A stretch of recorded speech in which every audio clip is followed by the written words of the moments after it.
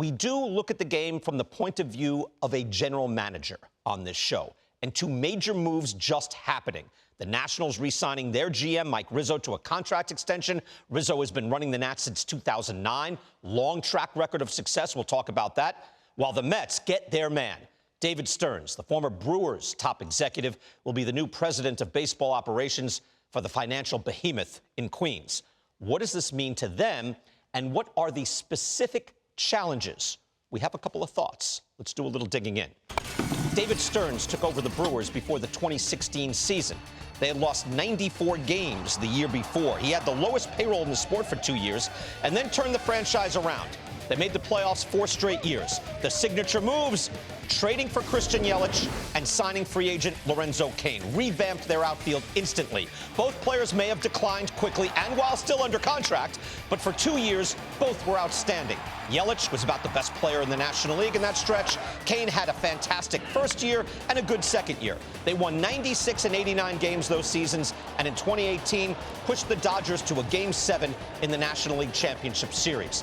They also did so with a modest payroll. Even after hitting the market and giving Yelich a huge contract extension, they were never in the top half of the payroll rankings.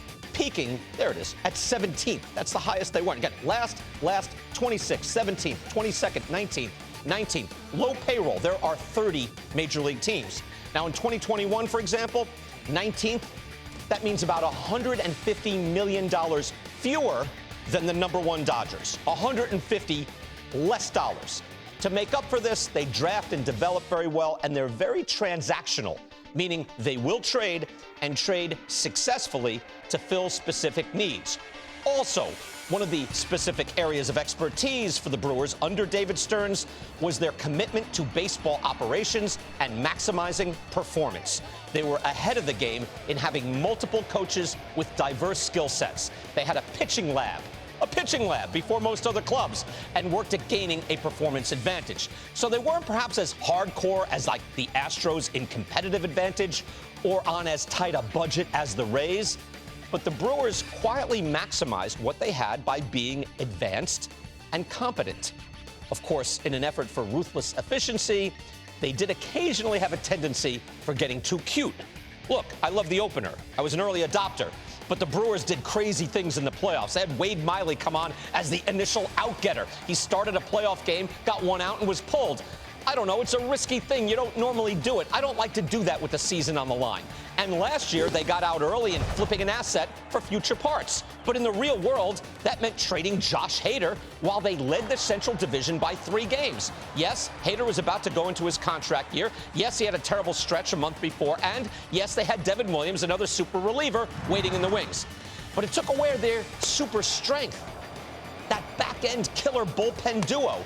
The bullpen failed initially. They fell out of first place, and they missed out on a playoff spot. You can get too cute and too ruthless, and that's me saying that. All right, that said, David Stearns had an excellent run with Milwaukee. His biggest challenge in going to the big city, it isn't the pressure, it isn't dealing with the media, Joel Sherman, John Heyman. Oh, no. It's having access to almost unlimited resources. Sounds like a good thing, but it can get you in a lot of trouble. Dan O'Dowd is on the panel today. He put it best yesterday. We were talking on the air, saying that clubs on a tight budget do have limited moves, but they develop, his phrase, an internal discipline. Well put. Andrew Friedman, James Click, Chaim Bloom all went from the low-budget Rays to teams with much bigger payrolls. Freeman and Click won World Series titles. Bloom is facing immense pressure right now in Boston, where winning is just expected every single year. Now, if you recall, the Mets, with their new owner, Steve Cohen, meant to be prudent and patient. They openly stated that. They understood that. But it's just too tempting to spend all that Mets money. It feels good for a while. They traded for Francisco Lindor, then signed him to a $341 million contract extension. Feels good now, right? Numbers are pretty good. It's year 2 of a 10-year deal. Then only last year, they tried to sign Carlos Correa to a 12-year deal, despite Correa also being a shortstop like Lindor. Imagine if they had done that. Only a bad physical scared them off.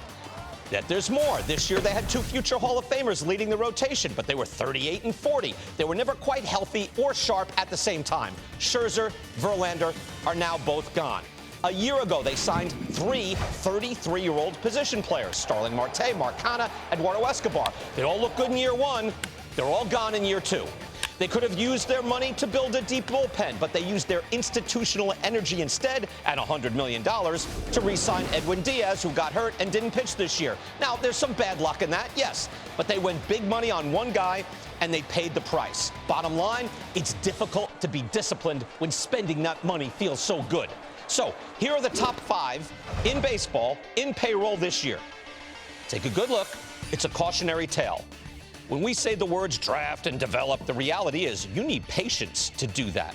You need to let some things happen organically and not get greedy.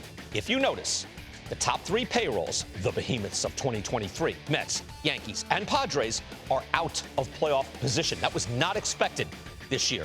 Unlimited choice can be the enemy, and that will be David Stearns' biggest challenge.